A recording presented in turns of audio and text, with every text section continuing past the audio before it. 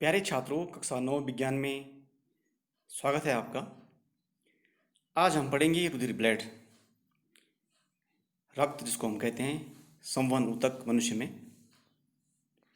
यानी कि जो मनुष्य के शरीर में भोज्य पदार्थों का आदान प्रदान, जो विभिन्न पदार्थ होते हैं का कार्य रक्त करता है, और इसीलिए इसको संवहन ऊतक भी कहते हैं, और इसको कहते हैं हम तरल संयोजी ऊतक कहते हैं। ठीक है, तो इसके बारे में आज विस्तार से हम पढ़ते हैं ब्लड के बारे में। इसका जो मैट्रिक्स होता है, जो पीले रंग के द्रव के रूप में होता है, यहाँ प्लाज्मा कहलाता है। तो पहले हम पढ़ते हैं प्लाज्मा के बारे में। प्लाज्मा यहाँ पे ये है प्लाज्मा जो आप देख रहे होंगे, और ये प्लाज्मा यहाँ रंगहीन द्रव है, किंतु अधिक मात्रा में होने पर यहाँ क्या होता है, पीले से रंग का दिखाई देता है। यहाँ रुधिर का लगभग 55 से 60% भाग बनाता है, यानी शरीर का लगभग 5%। इसकी रचना शरीर के विभिन्न भागों में तथा भिन्न भिन्न समय पर अलग अलग होती है। सामान्य रूप में इसमें जो होता है 90% पानी तथा शेष मात्रा प्रोटीन, शर्करा, वसा तथा अकार्बनिक लवणों की होती है। यहाँ पर देखिए, यहाँ पर रुधिर का वर्गीकरण कर रखा है, रुधिर ब्लड, और इसके दो पार्ट होते हैं, प्लाज्मा, इसको हम प्लाज्मा बोलते हैं, और रुधिराणु, ब्लड कार्पस्कल्स। और रुधिराणु जो होते हैं वो 4 प्रकार के होते हैं। इनको हम बोलते हैं लाल रुधिराणु, जिनको हम आरबीसी बोलते हैं, लाल रक्त कणिकाएं, रेथ्रोसाइट्स बोलते हैं इनको। श्वेत रुधिर कणिकाएं, जिनको हम डब्ल्यूबीसी बोलते हैं, ल्यूकोसाइट। और स्पिंडल कोशिकाएं, स्पिंडल सेल्स, और रुधिर प्लेटलेट्स, इसको हम बोलते हैं थ्रोम्बोसाइट्स। और फिर ये जो होता है, जो डब्ल्यूबीसी होती है, जो वो फिर 2 प्रकार का होता है, ये ग्रेनुलोसाइट्स और एग्रेनुलोसाइट्स, यानी कणिकामय और कणिका रहित। और फिर जो कणिका रहित जो ब्लड होता है, ये क्या होता है, 4 प्रकार का होता है, जिनको हम बोलते हैं एसिडोफिल्स, वेसोफिल्स और न्यूट्रोफिल्स। ये कणिकामय होता है, 3 प्रकार का होता है। और कणिका रहित जो होता है वो होता है लिम्फोसाइट्स और मोनोसाइट्स। रुधिराणु या रुधिर कणिकाएं, जिनको हम बोलते हैं ब्लड कार्पस्कल्स, ये 4 प्रकार के, ये रुधिराणु जो होते हैं शरीर का लगभग 40% भाग बनाते हैं। ये 4 प्रकार के होते हैं। लाल रुधिराणु, जिनको हम बोलते हैं एरिथ्रोसाइट्स, श्वेत रुधिराणु, इनको हम बोलते हैं ल्यूकोसाइट्स या डब्ल्यूबीसी, और रुधिर प्लेटलेट्स, इसको हम थ्रोम्बोसाइट्स बोलते हैं। और डी होता है आपका स्पिंडल सेल्स। ये है पहला लाल रुधिराणु, इनको बोलते हैं आरबीसी। ये अति महत्वपूर्ण है, इनका जीवन काल लगभग 120 दिन होता है। और ये जो लाल रुधिराणु होते हैं के कुछ द्रव्य में जो है लाल रंग का हीमोग्लोबिन नामक आयरन यूरिक होता है, जिसके कारण का रंग क्या होता है, लाल होता है। और ये क्यों होता है, इसमें जो होता है लौहयुक्त प्रोटीन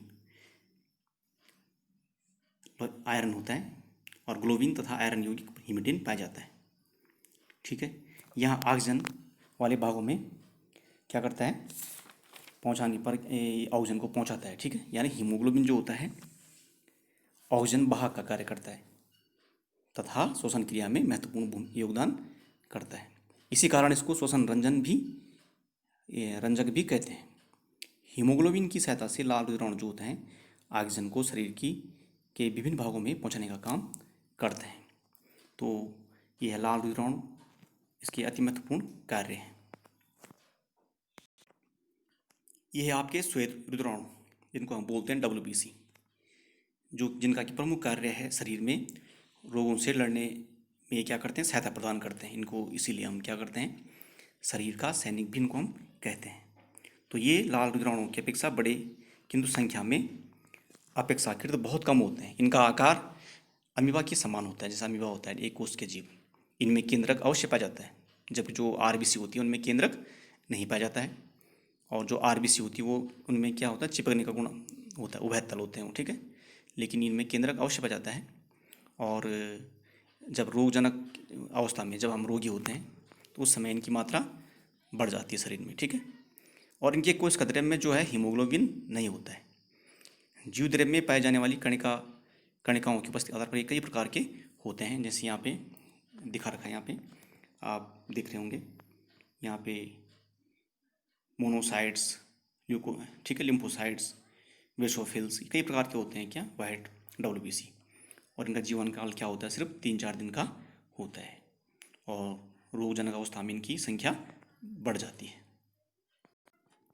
स्पिंडल कोशिकाएं जो होती हैं, यहाँ कोशिकाएं जो चपटी और तर्करूपी होती हैं और संरचना में छोटे लिम्फोसाइट्स से मिलती हैं। यह स्तनधारियों के अतिरिक्त अन्य सभी कशेरुकी प्राणियों में पाई जाती है। इनका जीवद्रव्य कणिका विहीन होता है तथा केंद्रक गोल अथवा अंडाकार होता है। चोट लगने पर जब रुधिर कोशिकाएं फट जाती हैं तब रुधिर को जमाने में यानी थक्का बनाने में ये भी क्या करती हैं, मदद करती हैं, प्लेटलेट्स की तरह। अब है रुधिर प्लेटलेट्स।